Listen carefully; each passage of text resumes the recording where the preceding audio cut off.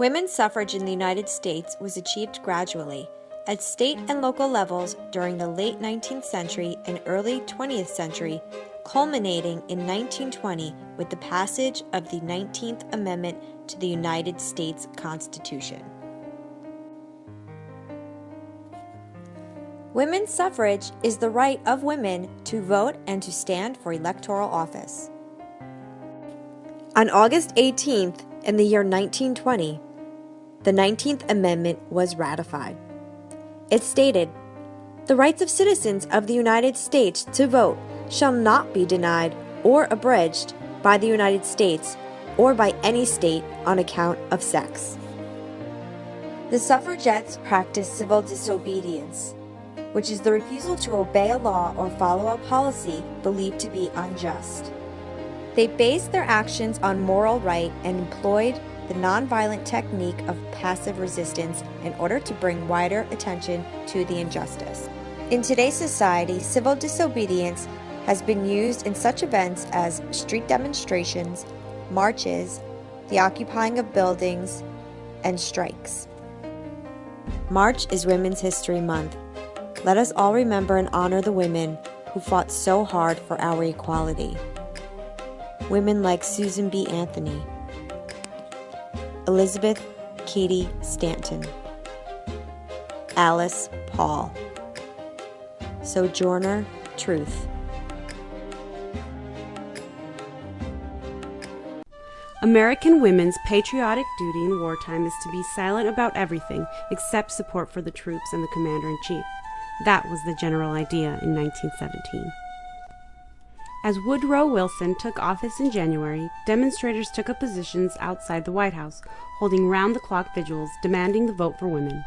In spite of the ongoing World War, they refused to step aside or muffle their demands. Instead, Alice Paul, Lucy Burns, and other members of the National Women's Party aimed to humiliate the president and expose the hypocrisy of making the world safe for democracy when there was none at home. Their banner said, "Mr. President, how long must women wait for liberty?" They hung Wilson in effigy and burned copies of his speeches.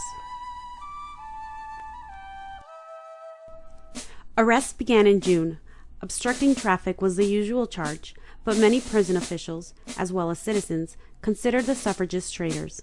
In the Occoquan workhouse in Virginia, they ate rancid food, were denied medical care, and refused visitors. The demonstrators applied for political prisoner status. It was denied. Whitaker and his workhouse guards greeted 33 returning protesters on what has become known as the infamous Night of Terror, November 14, 1917.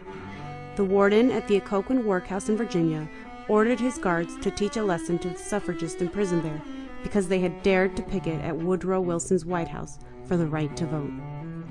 44 club-wielding men beat, kicked, dragged, and choked their charges, which included at least one 73-year-old woman. Women were lifted into the air and flung to the ground. One was stabbed between the eyes with the broken staff of her banner. Lucy Burns was handcuffed to the bars of her cell in a torturous position. Women were dragged by the guards, twisting their arms, and hurled them into concrete punishment cells. They hurled Dora Lewis into a dark cell, smashed her head against an iron bed, and knocked her out cold. Her cellmate, Alice Kosu, thought Lewis was dead and suffered a heart attack. Additional affidavits describe the guards grabbing, dragging, beating, choking, slamming, pinching, twisting, and kicking the women. For weeks, the women's only water came from an open pail. Their food, all of it colorless slop, was infested with worms. When one of the leaders, Alice Paul, embarked on a hunger strike, they tied her to a chair, forced a tube down her throat, and poured liquid into her until she vomited. She was tortured like this for weeks until the word was smuggled out to the press. For all the pain, this brutal night may have turned the tide. Less than 2 weeks later, a court-ordered hearing exposed the beaten women to the world, and the judge agreed that they had been terrorized for nothing more than exercising their constitutional right to protest. It would take 3 more years to win the vote, but the courageous women of 1917 had won a new definition of female patriotism. What would those women think of the way I use or don't use my right to vote? All of us take it for granted now, not just younger women, but everyone who has the right to vote.